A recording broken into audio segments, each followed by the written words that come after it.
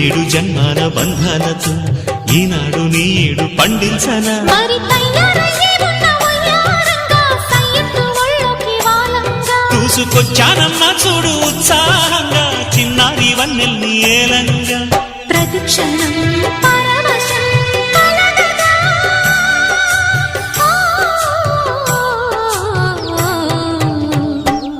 మనసా పలకవే మధుమాసపు కోయిలవై చెలివే తెలుపవే చిగురాశల గీతికవై